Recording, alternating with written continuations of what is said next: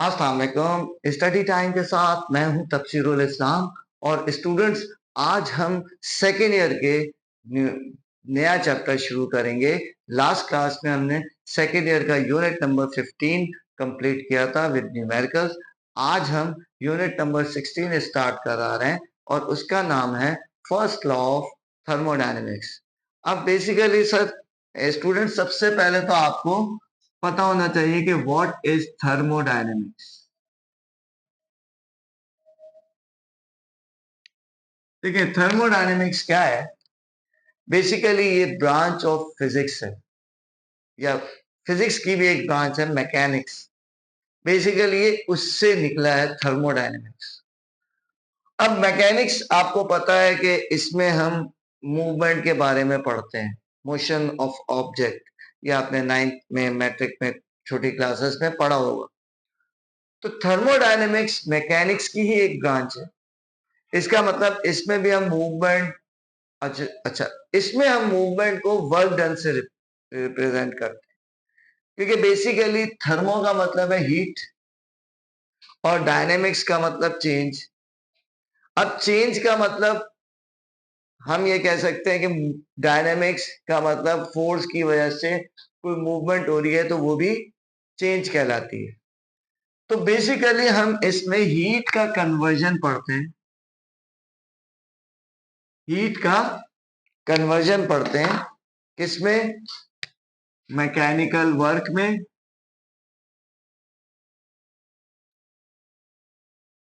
Mechanical work या फिर other forms of energy.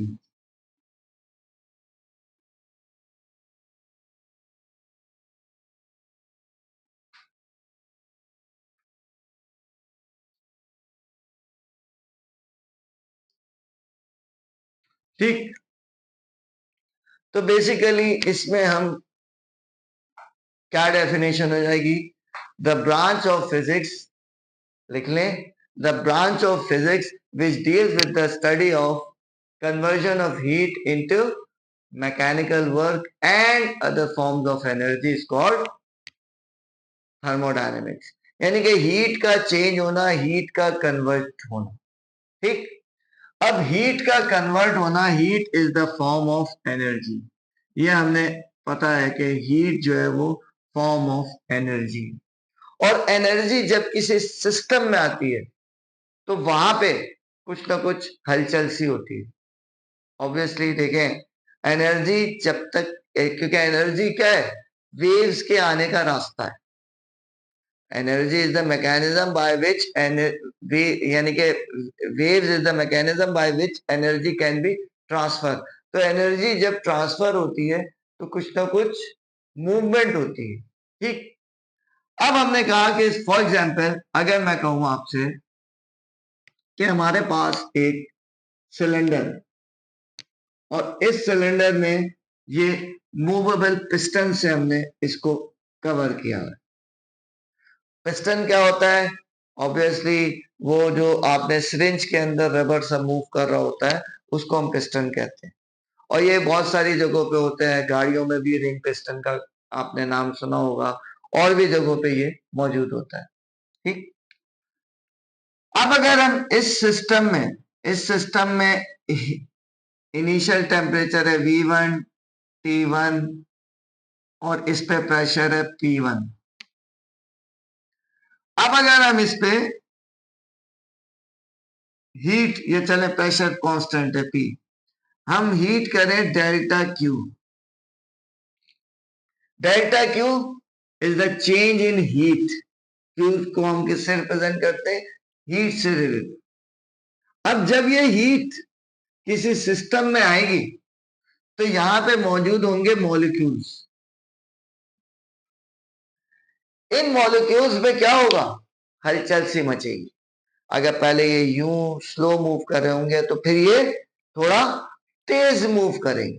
ठीक, तो तेज मूव करेंगे तो इंटरनल एनर्जी बढ़ेगी, उसको हम रिप्रेजेंट करते हैं डेल्टा यू से। ठीक, इंटरनल एनर्जी का इंक्रीज होना। जब ये इंटरनल एनर्जी बहुत ज्यादा इंक्रीज हो जाएगी तो ऑब्वियसली जो मूवेबल पिस्टन है इस पे भी प्रेशर लगेगा और ये कहां मूव करेगा, ये अपवर्ड मूव करेगा और पिस्टन का मूव होना that is called work done, यानी कि डेल्टा डब्ल्यू, यानी कि ये क्या है, चेंज इन इंटरनल एनर्जी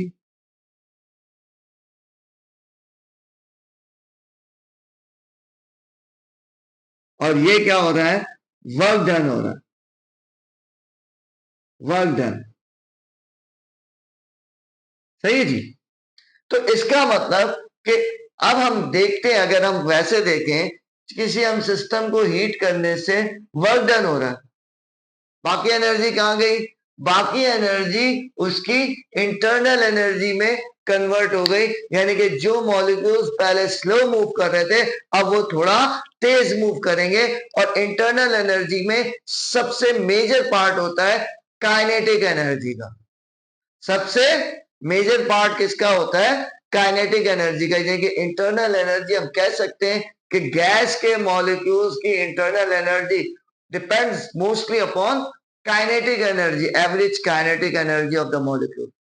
इसका मतलब कि हम ये कहेंगे कि जैसे जैसे इंटरनल एनर्जी इंक्रीज होगी तो इन मॉलिक्यूल्स की काइनेटिक एनर्जी इंक्रीज होगी।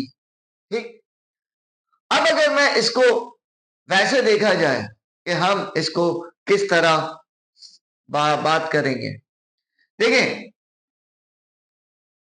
याद करने के लिए मैं एक छोटी सी मिसाल देता हूं, उसके बाद आपको थर्मोडायनेमिक्स समझ में आ जाएगा।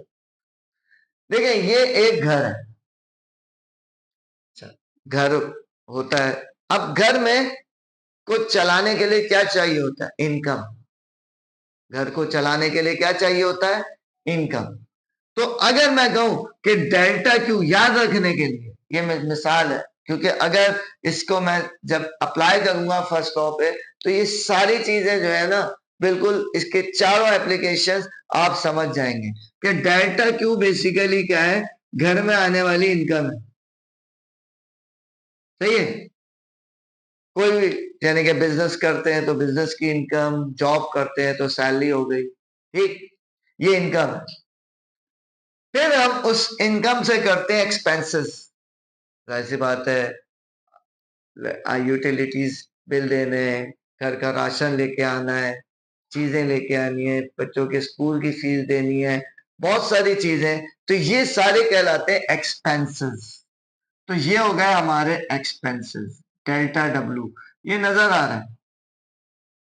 ठीक, तीसरी चीज, अगर हमारी इनकम ज्यादा है, एक्सपेंसेस कम है, तो बाकी कहां जाएंगे, बाकी यकीनन जाएंगे सेविंग्स में। तो यहां पे डेल्टा यू से मैं कहूंगा कि ये क्या है, सेविंग है। ठीक है, तो अब फर्स्ट लॉ ऑफ थर्मोडायनेमिक्स क्या होगा, देखिए घर में भी यही होता है कि इनकम आई, एक्सपेंसेस हुए और सेविंग हुई।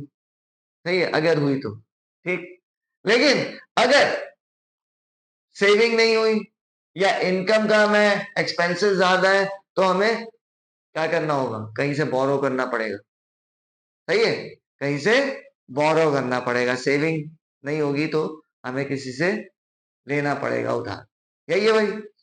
तो बिल्कुल इसी तरीके से अगर मैं कहूं फर्स्ट लॉ ऑफ थर्मोडायनेमिक्स को अब आप कैसे समझ सकते हैं कि जब हीट एंटर होती है किसी सिस्टम में तो उससे क्या होते हैं, एक्सपेंसेस होते हैं और बकाया किसमें कन्वर्ट हो जाता है, यानी कि हीट एंटर होती है तो एक्सपेंसेस का मतलब वर्क डन और बकाया किस में चला जाता है, डेल्टा यू। यानी कि हम कह सकते हैं, स्टेटमेंट तो मैं बाद में कराता हूं, पहले मैं आपको थोड़ा सा समझा देता हूं कि अगर मैं कहूं कि डेल्टा क्यू बराबर है delta W plus delta U, अब आप इसको अल्फाज में लिख देंगे तो ये फर्स्ट लॉ ऑफ थर्मोडायनेमिक्स का स्टेटमेंट बन जाएगा कि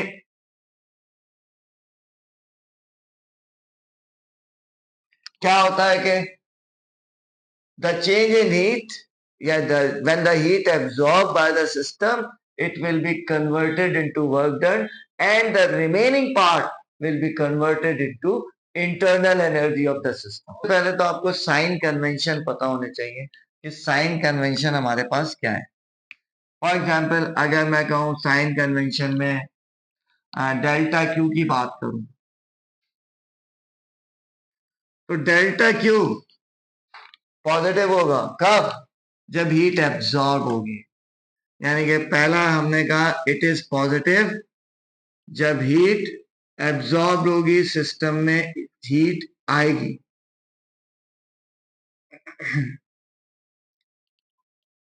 डेल्टा क्यू नेगेटिव होगा कब? जब हीट इवॉल्व होगी.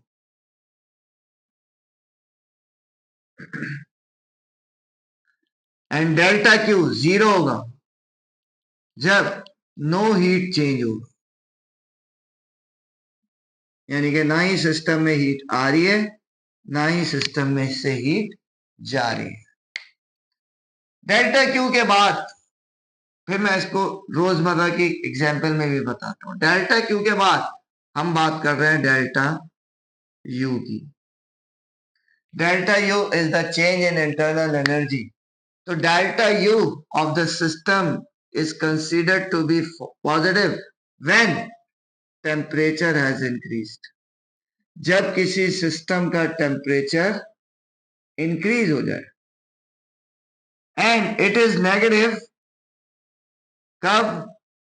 जब टेम्परेचर हैज डिक्रीज्ड. जब टेम्परेचर जो है वो डिक्रीज हो जाए. And it is zero when no change in temperature.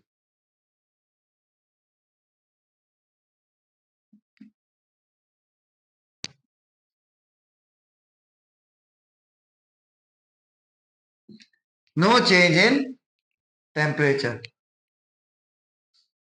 Third one, delta W.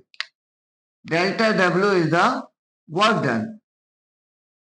And it is positive जब सिस्टम एक्सपैंड हो. जब सिस्टम एक्सपैंड हो.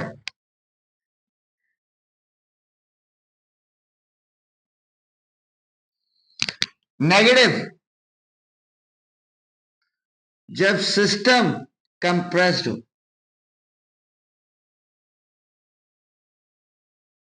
And delta W is zero when no change in volume. जब कोई भी volume में तब्दीली नहीं है. अब हम नॉर्मल जिंदगी से, जैसे मैंने एग्जांपल दिए, इससे हम इसको कंपेयर करते हैं कि इनकम अगर आ रही है तो पॉजिटिव, और अगर घर से जा रही है तो नेगेटिव. फॉर एग्जांपल अगर आप सैलरीड पर्सन है, आपके पास सैलरी आई तो वो पॉजिटिव. लेकिन आपके घर में जाहिर सी बात है कोई मेड है, कोई चौकीदार है, कोई और भी चीजें हैं, वॉचमैन वगैरह, उनकी आप सैलरी दे रहे हैं तो वो नेगेटिव में हो गई आपके लिहाज से. ठीक है, उनके लिहाज से पॉजिटिव है, आपके लिहाज से नेगेटिव हो गई. और जीरो, ना इनकम आ रही है ना इनकम जा रही है. सही है, ऐसा भी अल्लाह ना करे हो, लेकिन हो जाता है. Delta U. डेल्टा यू क्या है? इसको मैंने कहा है सेविंग से. जब सेविंग बढ़ रही है तो डेल्टा यू पॉजिटिव है. ठीक, मतलब टेम्परेचर बढ़ रहा है. सेविंग का मतलब टेम्परेचर. डेल्टा यू नेगेटिव है जब टेम्परेचर डिक्रीज हो रहा है, यानी क्या है, सेविंग कम हो रही है. तो एकदम से खर्चा आ गया, सेविंग कम हो गई तो नेगेटिव हो गया. और जीरो, सेविंग है ही नहीं आजकल का दौर. अब डेल्टा डब्ल्यू की बात करें. डेल्टा डब्ल्यू क्या है? एक्सपेंसेस है, वर्क डन है. हमने कहा पॉजिटिव यानी कि एक्सपेंड हो रहा है. यहाँ पे है कि एक्सपेंड सिस्टम हो रहा है.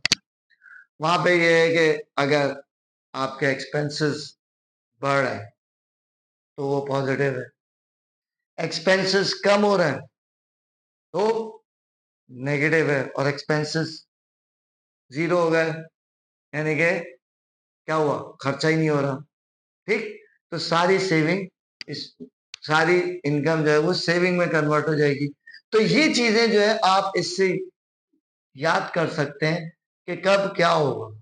ठीक, इसको आप बहरहाल नोट कर लें।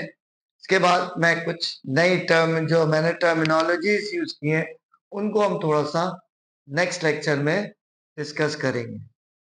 तो ये आज मैंने आपको थर्मोडायनेमिक्स का पूरा इंफॉर्मेशन दी। थर्मोडायनेमिक्स क्या है, इसके अलावा फर्स्ट लॉ ऑफ थर्मोडायनेमिक्स क्या है, इनके साइन कन्वर्शन क्या है।